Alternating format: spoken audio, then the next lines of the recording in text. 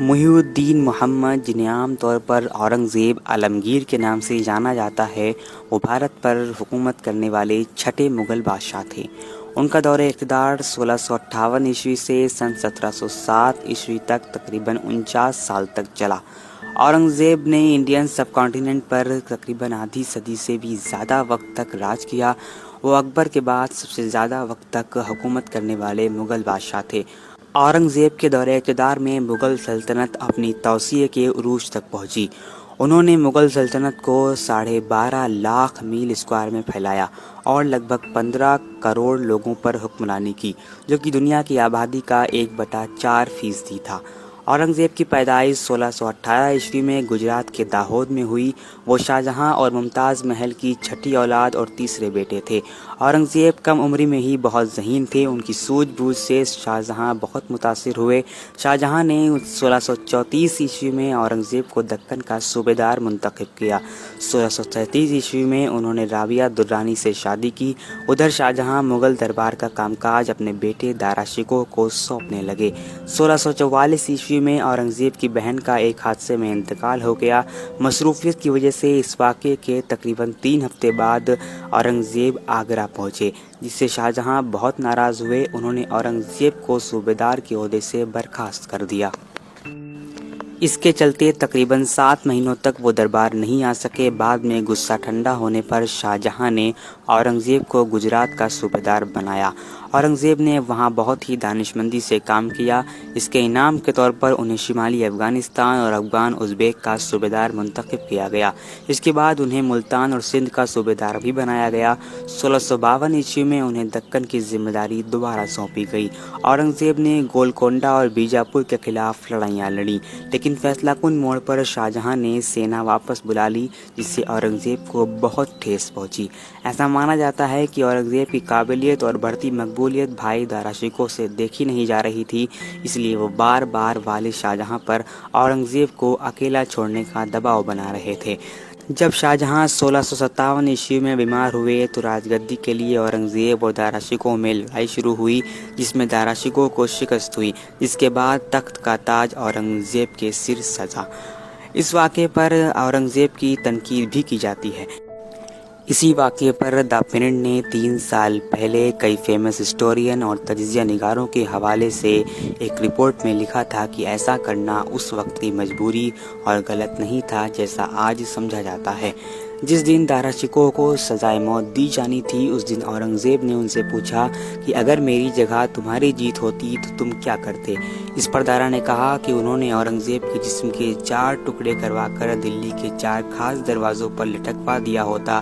یہ سننے کے بعد بھی اورنگزیب نے دارا کی لاش کو اپنے اجداد ہمایوں کے مقبرے میں دفنایا۔ اورنگزیب فیصلہ لیتے وقت ہندو مسلم کے چشمے سے نہیں بلکہ ایک راجا کی نظر سے دیکھتے تھے۔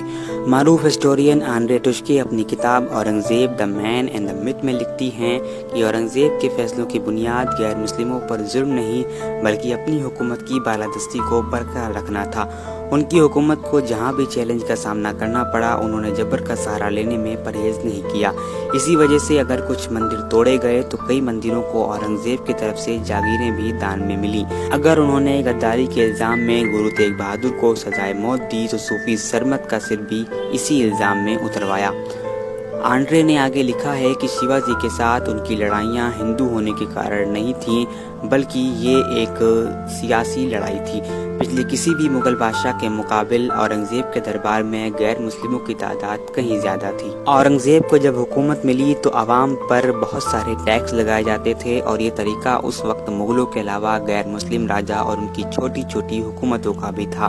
اورنگزیب نے مالگزاری کے علاوہ لیے جانے والے سبھی ٹیکس کو، جن کی تعداد 80 کے قریب تھی، کسان مخالف بتاتے ہوئے ختم کر دیا۔ یہ بات قابل غور ہے کہ عام طور پر اورنگزیب کو ہندو مخالف کہا جاتا ہے، جبکہ انہوں نے گنگا پوجا ٹیکس، گنگا اسنان ٹیکس، گنگا میں مردوں کو بہانے ٹیکس جیسے کئی ٹیکس ختم کر دیے تھے۔ گزشتہ حکومتوں کا یہ رواج تھا جب کسی عہدیدار کا انتقال ہو جاتا تو اس کی ساری جائیداد سرکاری خزانے میں چلی جاتی۔ اورنگزیب نے اسے بھی ختم کیا تاکہ وارثوں کے ساتھ ناانصافی نہ ہو۔ عالمگیر کا ایک بڑا کارنامہ حکومت کی باخبری کے لیے واقعہ نگاری اور پرچہ نویسی کا نظام تھا، جس کے ذریعے ملک کے کونے کونے سے بادشاہ کے پاس اطلاعات آتی رہتی تھی۔ اس نظام کے ذریعے ملک کی تحفظ بھی ہوتا تھا اور عوام کا بروقت مدد بھی مل جاتی تھی۔ پہلے کی حکومتوں میں عوام کو بادشاہ پرستی کے لیے مجبور کیا جاتا تھا۔ اکبر کے یہاں تو بادشاہ کا دیدار اور سجدوں کا کرنا ایک عبادت سمجھا جاتا تھا۔ جہانگیر نے سجدہ ختم کیا لیکن زمین بوسی باقی رہی۔ عالمگیر نے حکومت سنبھالتے ہی اسے پوری طرح ختم کر دیا۔ اورنگزیب اپنی شان، کسی بڑائی اور مبالغہ آمیز شاعری کو بالکل پسند نہیں کرتے تھے۔ اسی وجہ سے انہوں نے ملک شورا اور شاہی نذرانے کا نظام ختم کیا، جن کا پہلے سے رواج تھا۔ اورنگزیب نے تعلیم کی ترقی پر خصوصی توجہ دی۔ ہر شہر، ہر قصبے میں اساتذہ مقرر کیے گئے۔ نہ صرف اساتذہ مقرر کیے گئے بلکہ اساتذہ کے لیے وظائف مقرر کیے گئے اور طلباء کے اخراجات کے لیے بھی حکومت کی طرف سے سہولتیں فراہم کی گئی۔ اورنگزیب کے زمانے میں معیشت کا سب سے بڑا ذریعہ زراعت تھی۔ اورنگزیب نے کسانوں کی حوصلہ افزائی کی۔ جن کسانوں کے پاس کاشتکاری کے لیے پیسہ نہیں ہوتا تھا، انہیں سرکاری خزانے سے مدد ملتی تھی۔ اورنگزیب کا ایک بڑا کارنامہ سماجی اصلاح بھی ہے۔ انہوں نے بھانگ کی کاشت پر پابندی لگائی، شراب اور جوئے کو بھی بند کیا۔ ہندوؤں پر جزیہ کر لگانے پر جہاں تک سوال اٹھایا جاتا ہے تو اورنگزیب نے لگ بھگ 80 ٹیکس معاف کیے، جس میں زیادہ تر کا تعلق ہندو برادری سے تھا۔ جزیہ اس لیے عائد کیا گیا کیونکہ مسلمانوں سے زکوٰۃ لی جاتی تھی۔ اگر ہندوؤں سے بھی زکوٰۃ لی جاتی تو انہیں ایک اسلامی عمل کرنے کے لیے مجبور کرنا کہلاتا۔ اورنگزیب اتنے بڑے بادشاہ ہونے کے باوجود بہت ہی سادگی بھری زندگی گزارنا پسند کرتے تھے۔